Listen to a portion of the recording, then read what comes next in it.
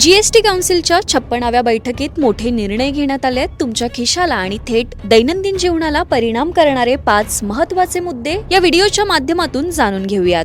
आता देशात फक्त 2 मुख्य जीएसटी स्लॅब असणार आहेत. 5% आणि 18%, म्हणजेच 12% आणि 28%चे स्लॅब हे आता रद्द झाले आहेत. हानिकारक वस्तूंसाठी मात्र स्वतंत्र 40%चा स्लॅब तयार करण्यात आलाय.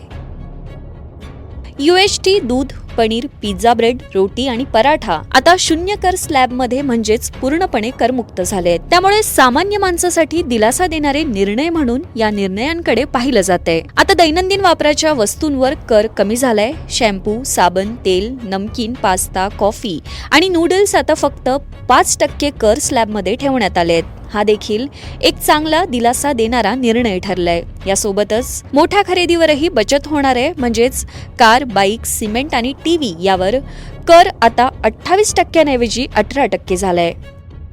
33 जीवनरक्षक औषधे, ज्यामध्ये 3 कर्करोगावरील औषधांचा समावेश आहे, ही औषधे जीएसटीतून पूर्णपणे करमुक्त करण्यात आली आहेत. मात्र पान मसाला, सिगारेट, गुटखा, तंबाखूजन्य पदार्थ आणि फ्लेवर्ड कार्बोनेटेड पेय यांसारखी आरोग्यासाठी हानिकारक असणारी उत्पादनं आता महाग होणार आहेत. त्यावर 40% कर लागू होईल. हे नवे दर 22 सप्टेंबर पासून लागू होणार आहेत. जीएसटी काउन्सिल बैठकीतील 5 महत्त्वाचे आणि थेट तुमच्या दैनंदिन खर्चावर परिणाम करणाऱ्या या बदलांबाबत तुम्हाला काय वाटतं हे कमेंट करून नक्की कळवा.